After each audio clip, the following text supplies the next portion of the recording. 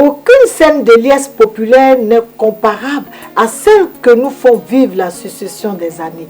Elles produisent toujours en nous, malgré la diversité des expériences personnelles vécues, un espoir nouveau. C'est un cocktail d'émotions que je me propose en ce jour de vous servir, mes chères héroïnes. Ce breuvage comporte une seule et unique saveur, la reconnaissance. Bonjour à toutes, bonjour à tous. Mes chères héroïnes, ce numéro est l'opportunité pour moi de vous mettre à l'honneur. Rien de ce qui résulte de mes compétences intrinsèques ainsi que celles de mon équipe n'aurait pu donner et maintenir en vie ce challenge hebdomadaire du rendez-vous de l'honorable Adjaratou.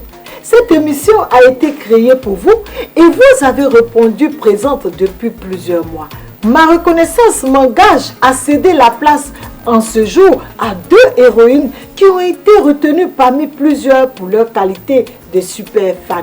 Elles sont nos invitées sur le plateau du rendez-vous pour prendre part à ce dernier numéro de l'année 2022.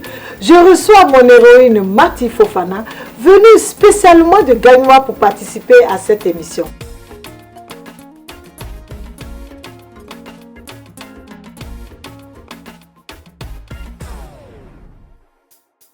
La deuxième héroïne est mademoiselle Salimata Koulibaly, résidente à Cocody Riviera, qui me fait également l'honneur de participer à cette émission.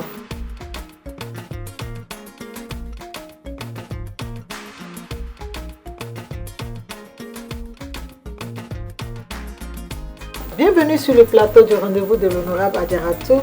C'est un plaisir pour moi de recevoir mes héroïnes. Je vais vous remettre alors ces lunettes pour que nous soyons toutes dans le ton de la fête. Merci, Laura. Alors, comment vous vous sentez sur le plateau? Parfaitement bien, honorable. Et vous? Super bien, honorable. Ok, j'ai une question qui me vient comme ça à la tête. Comment avez-vous découvert cette émission? Je vais commencer par mon héroïne Fofana. Merci, honorable, de m'avoir invité sur votre plateau. Je suis très contente d'être là aujourd'hui. D'abord, je ne connaissais pas l'honorable Adjaratou Traoré jusqu'à ce que je sois un jour en balade sur Facebook. Et j'ai vu une de vos publications où vous avez dit que la femme leader se distingue par son entre-jambe et non par ses entrejambes. Donc quand j'ai vu la publication, j'ai tiqué et j'ai fait une capture d'écran. J'ai publié ça sur mon WhatsApp et je me suis abonnée à votre page. Depuis ce jour, j'ai commencé à vous suivre jusqu'à maintenant. Alors, je me tourne vers mon héroïne Salimata. Comment avez-vous découvert l'émission? Merci, honorable, pour l'opportunité que vous m'offrez. Alors, avant de parler de la découverte de l'émission, je veux parler de comment je découvre l'honorable Adjaratou. Un jour, dans mes balades sur Facebook, je tombe sur une belle femme en campagne à Koumassi. Et je décide de partir sur Google et vraiment essayer de voir qui est cette dame. En plus de la beauté, qu'elle est chef d'entreprise. Et là, je ne m'arrête pas qu'à Google. Je vais automatiquement sur Facebook, je m'abonne sur sa page. Et là, je découvre une femme qui a un parcours vraiment inspirant à travers ses émissions, c'est-à-dire cette émission, les rendez-vous de l'honorable Adjaratou Traoré. Alors, mes chères héroïnes, vous suivez l'émission depuis un moment.